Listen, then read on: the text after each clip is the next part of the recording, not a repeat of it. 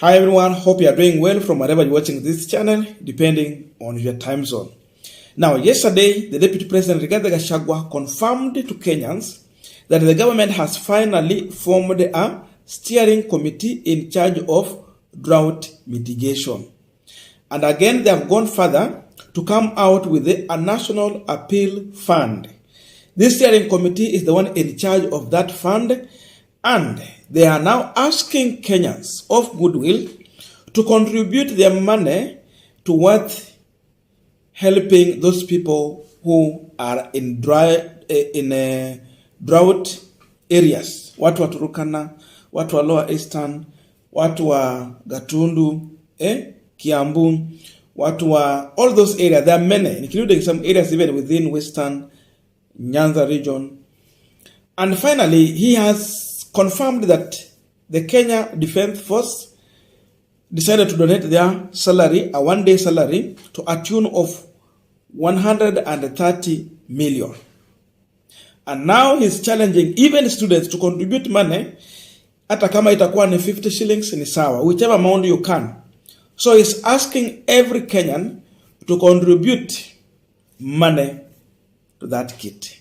Before I go further, because there are many things I have to question about this National Appeal Fund and even the behavior of our Deputy President, including his wife, Bishop Dorcas Gachagua. First of all, listen to him, and then we'll continue with this conversation. Today, the Kenya Defense Forces of the Republic of Kenya have undergone 1 day's pay towards the National Appeal Fund for Drought Mitigation and given us 130 million Kenya shillings. So I'm appealing to everyone, including students. They can give us 50 bob each, is good enough.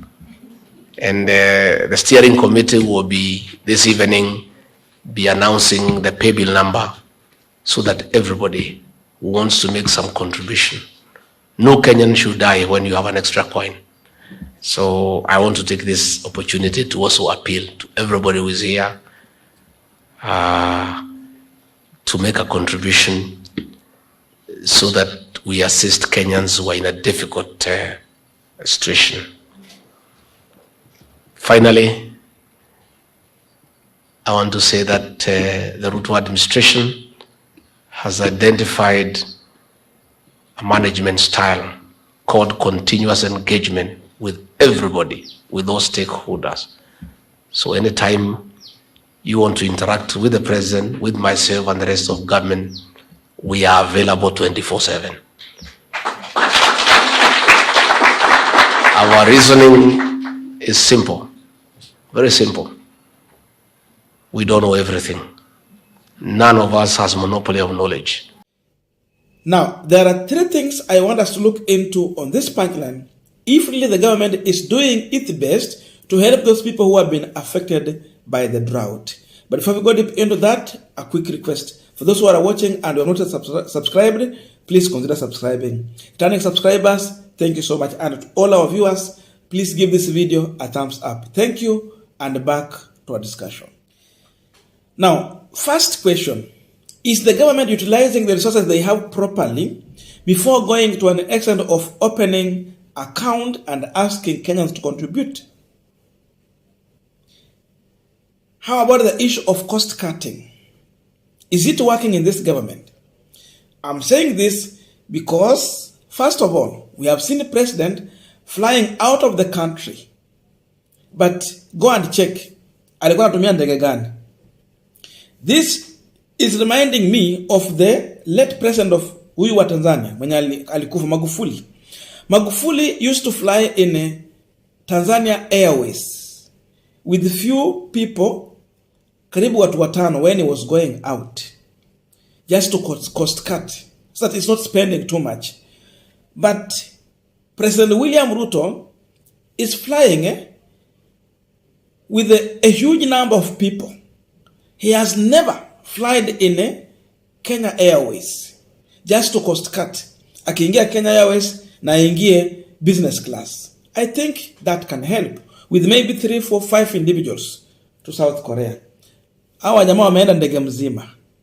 Go and calculate the cost ya kwenda na kurudi. Kukaa kwa hoteli ya 5 star. You will realize it is millions of money, more than what KDF has contributed. So, is there a game this government is trying to play Kenyans in the name of collecting money?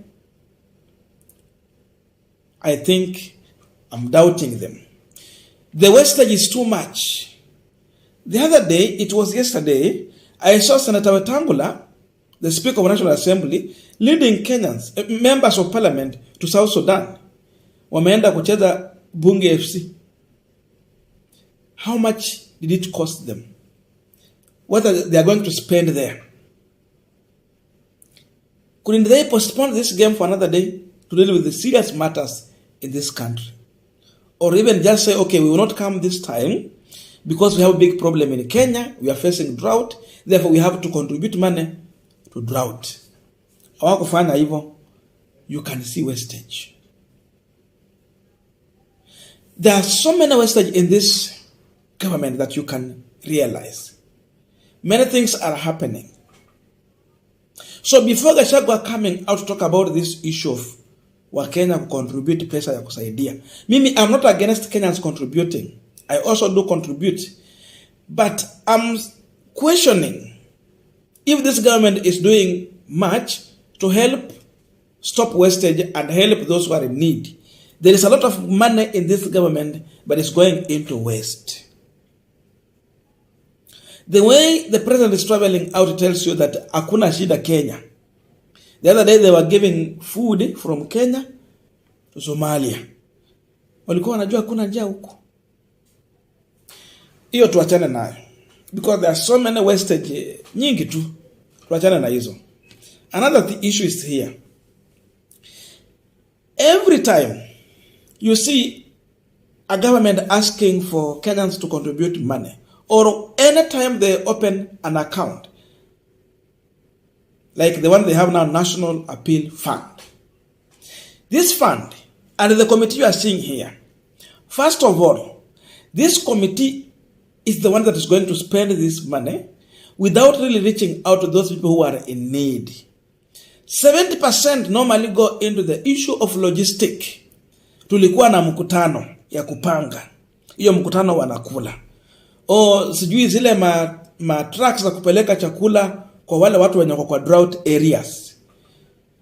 These meetings, allowances ziko. These people are going to eat this money. 30% is the only amount that is going to reach the people on the ground. 70% ni ya mifuko. So, hii committee, together with this government, wako na appetite of that money. Ikifika hapa, ndio huwa nafikiria, okay, if you want to help these people who are suffering, then it is better, if you can manage, you try to reach out to these people na pesa yako. If you cannot, through church, I think pastors do understand very well. They can reach out to these people. You can contribute through the church. And if not, if you have a trusted friend, then you can do so. But once they are giving to this committee, if it is 10,000, 3,000 will reach on ground. 7,000, it will go in the pocket. I'm saying this because we have had so many this kind of committees. But you'll find that these people, in as much people have contributed money, what normally reach on ground is very little amount. Unless if Gachagua will come out and challenge us or prove us wrong. Because the previous government we have had, and of course Ruto and Gachagua have been a part of that government, this is how they have been behaving. I'm not discouraging anyone to contribute money, but that is what might happen. And this takes me to the third question. Before Gachagua coming out to tell Kenyans to contribute money, the question is, did he address the issue of an NTV journalist who was beaten by the security guard of his wife, Bishop Dorcas Gachagua. We questioned, and I did a video, I will put a link for those who did not watch. It was yesterday. The question is, what were they hiding from the camera? If they are getting food relief from donors, non-government organizations, now they are asking Kenyans to contribute money. It means this is public resources. Why are you hiding from camera when you want to give this food to the needy people? Why are you hiding? And what are you hiding? Kwa nini unajificha na ni nini unaficha ili hali unataka uhusike kwa mambo ya pesa za umma? Hizi sio pesa zao. Once they answer this question, I think he will make people maybe to contribute even more. Because now people are questioning. Na mambo ninasema hapa is not only my own views. I have been reading comments from Kenyans and they are asking those questions. We saw a bodyguard attached to your wife roughing up a journalist who was just on his line of duty. He has a tag, he's doing his duty, but these officers did not want him to record, meaning they got an order from the tutamwita second man name, Bishop Dorcas. Why did they mistreat this guy? Wakaiba simu yake na shilingi 50. So if we are going to contribute money and these people are avoiding camera, it means whatever I was talking about, the 70% is what they are trying to run away with. I have not much to say, but I'm seeing a government that is ready to take more money into wastage. Resources will not reach on the ground. And all we are seeing here is hot air. But Kenyans, please help your fellow Kenyans who are dying of hunger. Thank you.